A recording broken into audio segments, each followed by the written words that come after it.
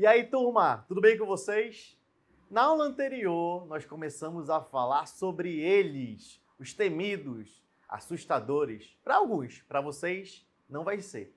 Nós começamos a falar sobre os verbos, né? Que é uma classe gramatical muito importante, porque ela vai exprimir ações, fenômenos de natureza, estado, mudança de estado. Começamos a ver a estrutura e eu apresentei para vocês algumas coisas que nós vamos falar sobre os verbos. E hoje nós vamos falar sobre as formas nominais e a classificação dos verbos. Então, preste atenção, porque vocês vão ver alguns detalhes muito importantes na aula de hoje.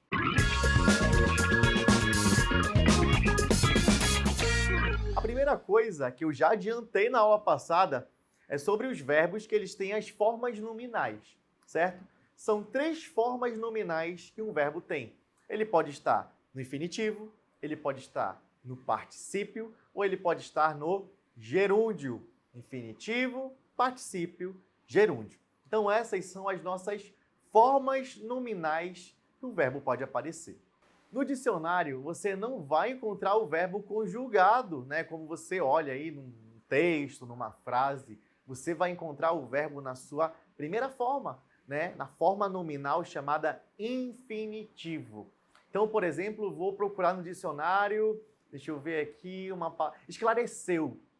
Você não sabe o que é esclareceu. Você não vai procurar esclareceu no dicionário. Você vai procurar a forma esclareceu no infinitivo.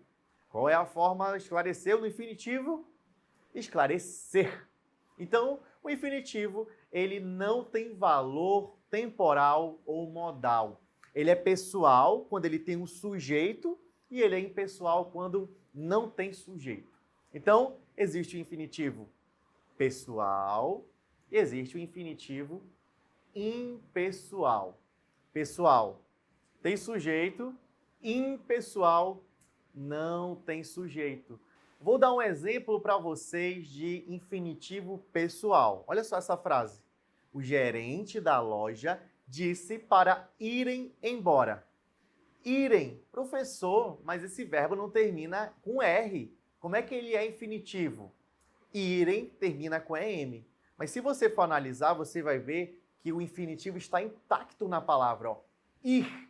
Então, eu tenho sim o infinitivo. E esse infinitivo, ele é pessoal por quê? Porque eu tenho um sujeito nessa oração, tem um sujeito ligado a ele.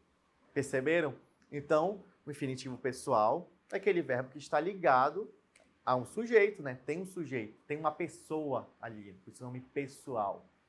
Já o infinitivo impessoal, não. Olha só para essa frase aqui, ó. Cantar é uma delícia. Você gosta de cantar? Cantar é uma delícia.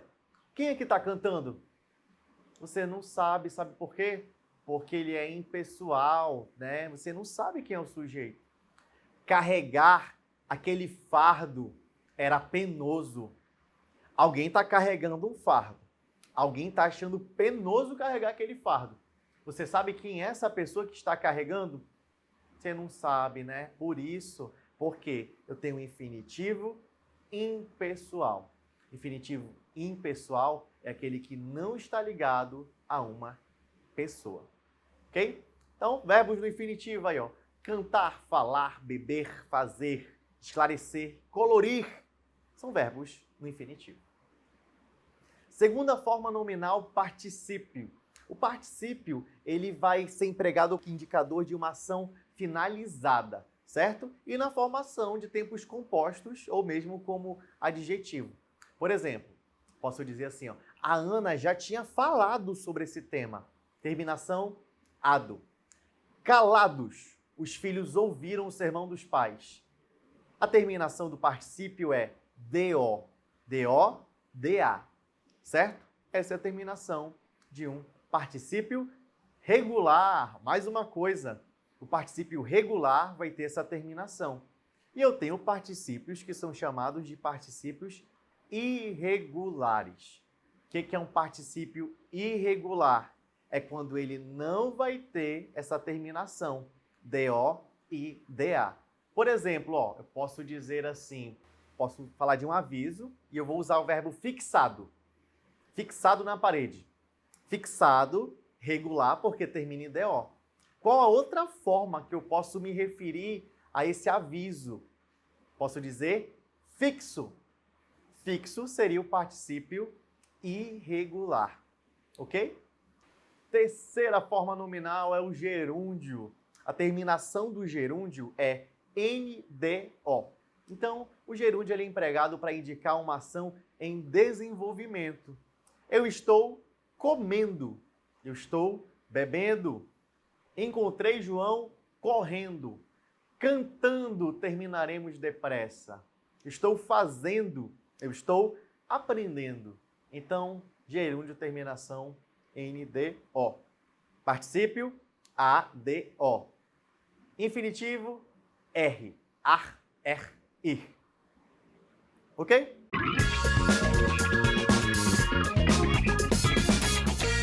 Bom, terminamos as formas nominais e agora nós vamos chegar na classificação dos verbos. A primeira classificação que eu vou ter é que um verbo ele pode ser regular ou ele pode ser irregular. O que é um verbo regular? O verbo regular é aquele que não tem o seu radical alterado. Falei sobre isso na aula passada. O verbo cantar, conjuguem aí comigo. Eu canto. Tu cantas. Ele canta. Nós cantamos. Perceberam que o radical ficou intacto em todas as conjugações? Cante, cante, cante, cante. Só fiz acrescentar ali, né? No caso das desinências. Perceberam isso? Isso é um verbo regular. Agora, se tem uma mudança no radical, eu tenho um verbo irregular. Por exemplo, o verbo medir. Medir. Eu medo? Medo não. Eu meço, com C cedilha. Percebeu que eu tive que mudar o D ali do radical para um C cedilha? Isso é um verbo irregular. Ele teve essa mudança no seu radical. Ok? Então, existem vários verbos que eu posso ter isso. Verbo fazer. Fazer. Eu faço. E mudou. Verbo irregular. Tranquilo? Bom, pessoal, agora nós vamos ver um pouquinho sobre a classificação dos verbos ainda. Eu tenho os verbos chamados de verbos defectivos. O que é um verbo defectivo? É um verbo que tem um defeito. Defectivo é defeito. É um verbo defeituoso, ou seja, ele não é conjugado em todas as pessoas, tempos e modos. Quer ver um exemplo bem fácil? Colorir. Não, eu coloro não. Não existe, ó. Não tem a primeira conjugação ali, ó. Não tem essa primeira parte. Já é um verbo defectivo. Verbo abolir. Eu não tem essa primeira conjugação. Já é defectivo. Verbo reaver. Eu não tem. Tu não tem. Ele. E, pessoal, o verbo reaver, ele só vai ter duas conjugações em duas pessoas. Ele é um verbo bem defectivo. Ele é um verbo defectivo por quê? Ele tem um defeito. Tenho aí o exemplo colorir, reaver, abolir. Ok? Próximo. Eu tenho os verbos abundantes. Verbos abundantes, enquanto uns têm menos, né? Tem pouca coisa. Os abundantes é quem tem vários. E eu falei para vocês ainda há pouco sobre os abundantes. Sabe por quê? Por exemplo, eles acontecem no particípio. Eu posso falar eleito. O que é que você aprendeu ainda há pouco? Eu falo eleito e eu falo elegido. É um verbo abundante porque eu tenho duas formas para usar. Impresso, imprimido. Eu tenho duas formas para usar, então é abundante. Aceitado, aceito. Inserido, incerto. Segurado, seguro. Os verbos abundantes são aqueles que têm duas ou mais formas para eu usar, né? Que eu posso usar. Tranquilo? Bom, pessoal, vou fazer mais um acréscimo para vocês. Eu chamo de quando uma palavra ela tem uma mudança muito grande no radical, tipo mudar tudo, eu chamo isso de verbo anômalo. Os verbos anômalos, para acrescentar aí para vocês, são aqueles que têm uma mudança grande. Não é só uma letra que mudou do radical, mas mudou tudo. Quer ver um exemplo bem prático? O verbo ser. Eu sou. Tu és. Eu tenho também as conjugações em outros tempos que vai ter fui. Olha só a mudança, pessoal. Do verbo ser virou eu fui. Eu sou, tu és. Mudou muito esse verbo.